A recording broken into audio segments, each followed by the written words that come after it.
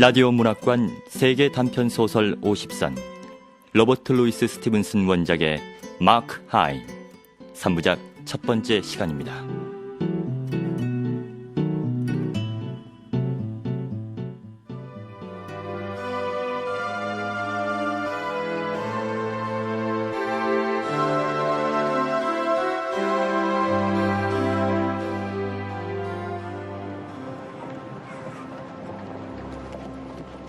논이죠. 간혹가다 생각지도 못했던 돈벌이가 생긴답니다.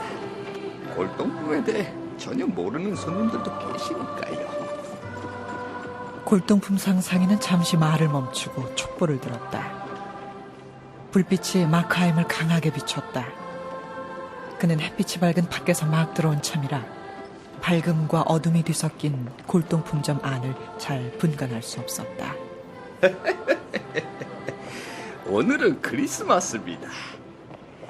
이런 날엔 장사를 하지 않는다는 걸 당신도 잘 아실 겁니다. 그러니까 오늘은 특별히 돈을 더 받겠습니다. 자, 그럼 어떻게 해서 그 물건을 손에 넣으셨는지 얘기해 주십시오. 이번에도 숙부님의 진열장에선가요? 몸집이 작고 안색이 좋지 않은 상인은 마크하임을 바라보았다. 어쩐지 그를 신용할 수 없다는 듯한 표정이었다. 마크하임도 상인을 뚫어지게 쏘아보았다. 알 수 없는 연민과 일말의 공포를 느끼면서. 잘못 생각하셨군요. 오늘은 팔러 온 것이 아니라 사러 왔습니다. 이젠 팔아먹을 골동품은 하나도 없으니까요. 숙부님의 진열장은 이미 비었습니다. 전 오늘 저와 결혼할 여성에게 보낼 크리스마스 선물을 찾고 있습니다.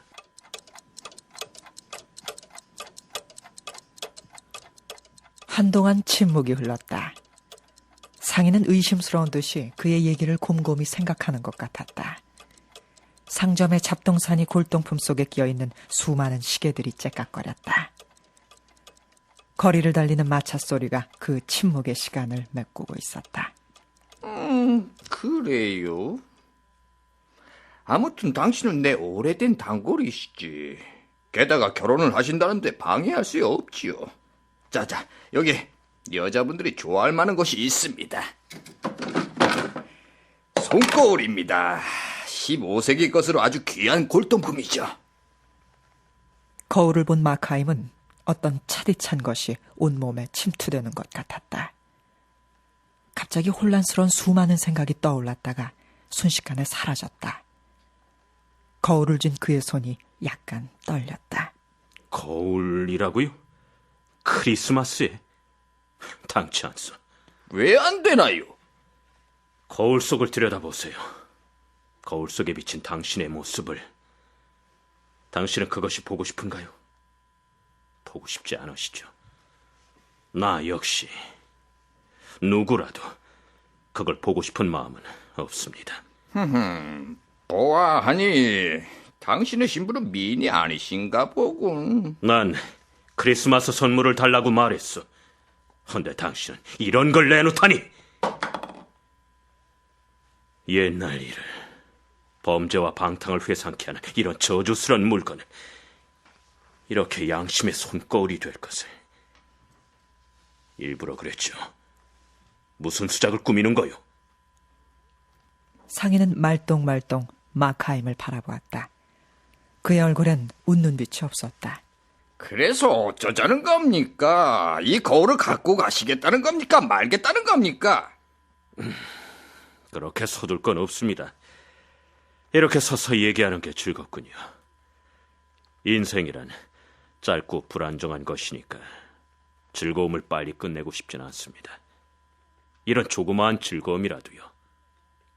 자, 터놓고 얘기합시다. 우리들도 친구가 될 수 있을지 모르니까요. 당신한테 한 말씀만 드리지요. 사실 것인가? 아님 나가주실 텐가? 쓸데없는 소리를 했나 보군요. 좋습니다. 그럼 딴 걸 좀 보여주시죠. 상인은 몸을 굽혀 물건들을 뒤적였다. 그의 엷은 금발은 눈을 덮고 있었다. 마크하임은 외투 주머니에 한 손을 찔러놓고 한 걸음 그에게로 가까이 다가갔다. 그는 몸을 젖히면서 깊은 숨을 들이마셨다. 그때 한꺼번에 여러 감정들이 그의 얼굴에 나타났다. 공포, 전율, 결의, 황홀, 육체적 반발, 그리고 초조. 아마 이거라면 마음에 드실 겁니다. 상인이 구부렸던 몸을 일으켜 세우려 할 때였다. 마크하임이 등 뒤에서 급습했다.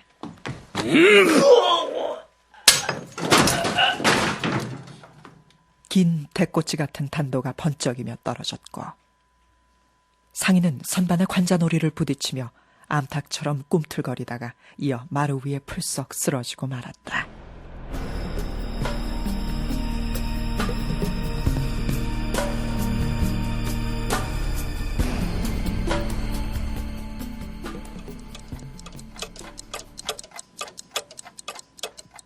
가게 안에 있던 20개가량의 시계가 제각각 소리를 냈다. 어떤 것은 육중하게, 어떤 것은 바삐 지저귀는 듯한 소리를 냈다. 그것은 마치 합창 같았다. 그때 도로 위를 후다닥 뛰어오는 발자국 소리가 들려왔다. 마크하임은 멈칫했다. 그리고 공포에 휩싸여 주위를 둘러보았다. 타들어가는 초가 계산대 위에 놓여진 채 하늘하늘 흔들리고 있었다. 방 전체가 소리 없는 고요로 꽉 차고 바다처럼 연신 흔들렸다. 그는 공포에 쌓여 자기가 죽인 사나이의 시체에 눈을 돌렸다.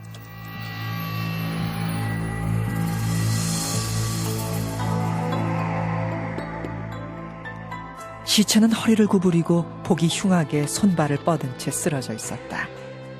살아있을 때와 달리 너무나 초라했다. 초라한 옷을 입은 채 이렇게 흉한 꼴로 누워있는 상인은 마치 나무 토막 같았다. 그는 그것을 바라보기가 무서웠다. 그러나 어떤가 그것은 아무것도 아니었다. 이제 이 시체는 움직이지 못할 것이다. 이것은 발견될 때까지 여기 누워있지 않으면 안 된다. 발견된다. 그렇겠지. 그리고 그 다음은 온 영국을 떠들썩하게 하고 소문은 자꾸자꾸 퍼져가겠지. 그렇다. 죽었든 살았든 이것은 적이다. 옛날에는 뇌장이 흘러나오면 사람은 죽고 모든 것은 끝났는데 때. 이미 끝난 일은 끝난 것이다. 피해자로서는 끝난 때가 살해자에게는 절박하고 중대한 때가 되었다.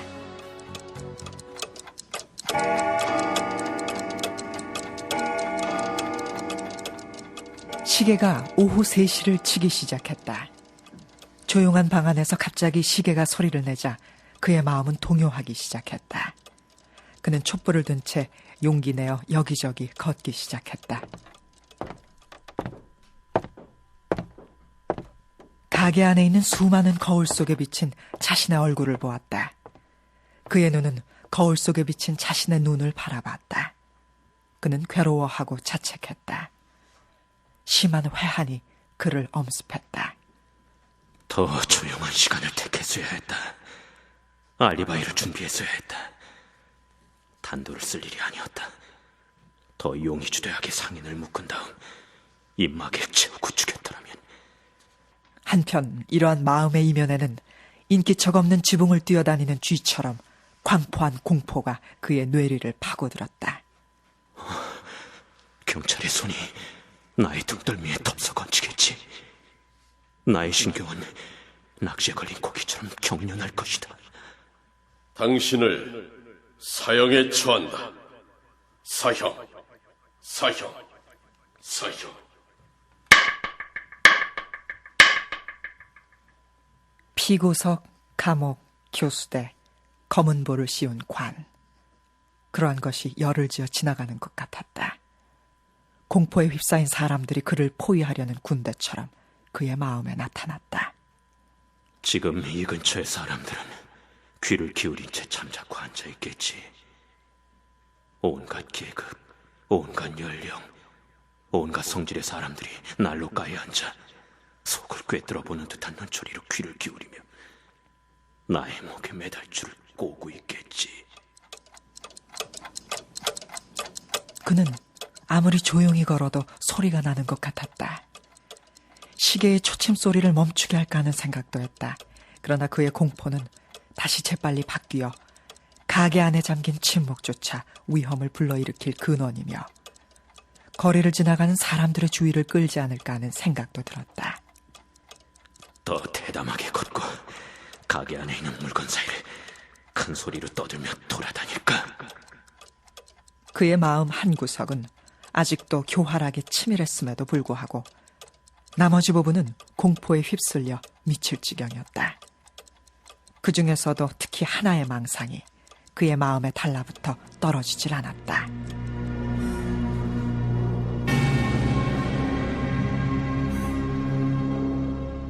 시퍼런 얼굴을 하고 창 옆에서 귀를 기울이고 있는 사람들, 나의 범죄를 눈치채고 가던 길을 멈춘 사람들, 그들은 의심을 품을 것이다. 하지만 나갈 수는 없다. 이 벽과 창문을 통해 나갈 수 있는 것은 오직 소리뿐이다. 그런데 이 집안에 있는 것은 정말 나 혼자일까? 그는 자기 혼자뿐이라는 것을 알고 있었다. 상인의 하녀가 초라한 옷을 입고 크리스마스에 휴가가 생겼다고 기뻐하며 연인을 만나러 나갔던 것을 보았던 것이다. 그렇다. 이 집엔 그 혼자였다.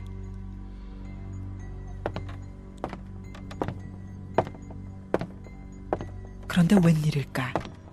이 횡댕그레하고 거대한 집안에서 희미한 발자국 소리가 들리는 것이었다. 이유는 설명할 수 없었지만 그는 분명히 뭔가가 있다는 것을 알았다. 그는 가게 구석구석을 살폈다.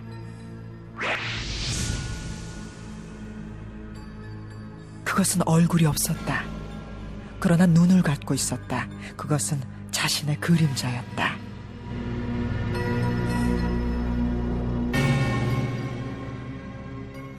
그러자 다시 교활함과 증오를 품은 상인의 모습이 눈에 떠올랐다. 그는 여태까지 어떻게든 돌아보지 않으려고 애썼던 문에 힐끔 시선을 돌렸다. 바깥은 짙은 안개에 쌓여 어두웠다. 아래층으로 새어들어오는 불빛은 가게 입구를 뿌옇게 비추고 있었다. 그런데 그 희미한 불빛의 가느다란 줄기 속으로 하나의 그림자가 흔들거리면서 걸어오고 있는 것이 아닌가. 계십니까? 계세요? 돌연 바깥에서 어떤 신사가 지팡이로 가게 문을 두드리기 시작했다. 마크하임은 갑자기 오싹해지면서 죽은 상인의 시체를 힐끔 쳐다보았다. 시체는 꼼짝없이 누워 있었다. 그 시체는 문을 두드리는 소리도 외치는 소리도 들리지 않을 먼 곳으로 가버린 것이다. 아무 기척이 없자 문을 두드리던 신사도 가버렸다. 하지 않으면 안 될 나머지 일을 서둘러 마치고 날 비난하는 것처럼 느껴지는 이곳에서 물러나 런던의 군중이라 불리는 목욕탕 속으로 뛰어들고 저녁엔 나의 안식처 잠자리에 들어야 한다. 살인을 하고도 아직 돈을 찾지 못했다는 사실을 그는 깨달았다. 돈. 그것은 지금 마크하임에게 가장 큰 관심사였다. 그는 서둘러야 했다.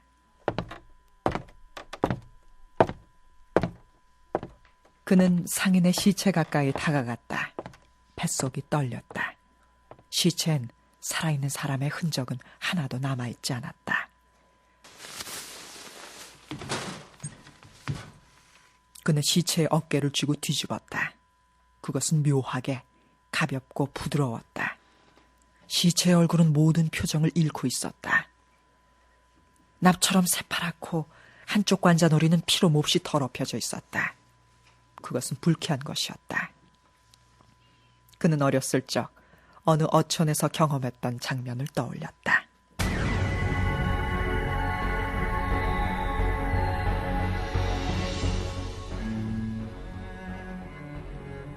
날씨가 흐린 어느 날이었다. 바람이 불고 거리에는 사람들이 들끓고 악기가 울리고 북소리가 나며 노랫가락이 들렸다.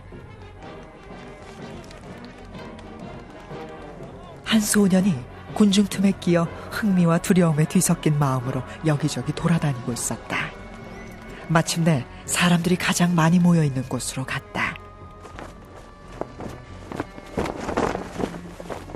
그는 날림집과 알록달록한 색으로 음산한 그림이 그려져 있는 커다란 휘장을 보았다. 부활을 거느린 브라운리그, 죽여버린 손님과 함께 있는 마닝그 부부, 사텔에게 목을 졸려 죽어가는 위아, 그 유명한 범죄들이 숱하게 그려져 있었다. 그것은 환영과 같이 선명한 것이었다.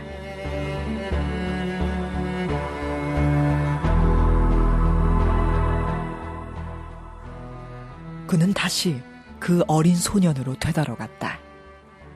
그는 그때와 똑같은 그 메스꺼운 그림을 본 것이었다.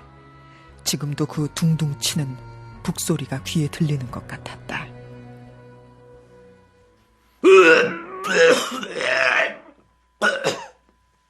갑자기 구역질이 나고 관절에서는 힘이 빠졌다. 그러나 그것에 저항하고 극복하지 않으면 안 되었다. 그는 전보다 더 대담하게 죽은 상인의 얼굴을 들여다보고 자기가 행한 범죄를 실감하려 애썼다. 세상을 매혹의 화원으로 만들 능력을 조금도 갖지 못한 사나이. 지금까지 보람 있는 삶을 살지 못한 사나이. 그는 죽어버린 상인에 대해 한 가닥 연민을 느꼈다. 그러나 후회하는 생각은 조금도 없었다.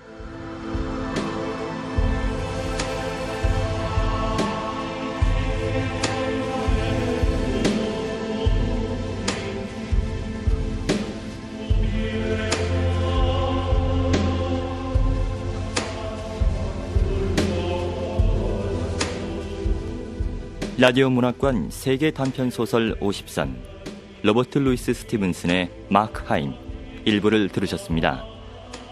로버트 루이스 스티븐슨은 지킬 박사와 하이드 씨의 작가로 잘 알려져 있는데요. 그럼 오늘은 이 작가의 주요 작품과 작품 세계에 대해 아주대 영문과 김설자 교수의 말씀으로 들어보겠습니다. 영국의 소설가 로버트 루이스 스티븐슨은 1850년 에딘버러에서 태어나 1894년 사망하였는데요. 변호사 자격이 있었지만 활동하지는 않고 운필 생활을 했지요. 그는 어려서부터 병약해서 건강을 위해 나은 기후를 찾아서 남부 프랑스를 비롯해 여러 곳으로 여행을 했으며 말년에는 사모아에 거주했지요.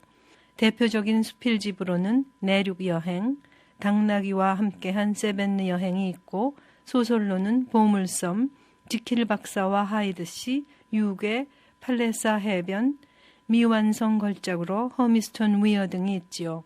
19세기 사람들은 일반적으로 현실이란 대조되는 것으로 이루어졌다고 이해했는데 그런 개념은 헤겔과 칸트의 철학에서 반영되고 또한 보통 사람들이 가진 선한 자와 악한 자, 순결한 여인과 타락한 여인 등의 이분법적 사고에도 잘 나타나고 있지요.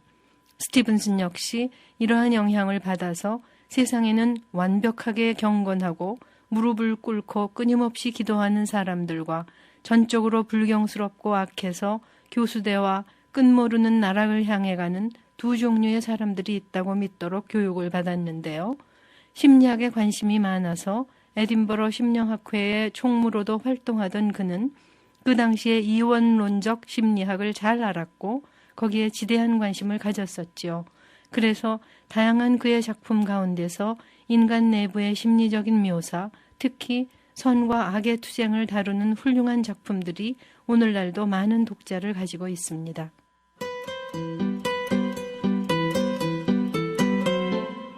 권윤의 연출, 김재인 극본, 로버트 루이스 스티븐슨 원작의 마크 하임 일부를 마치겠습니다.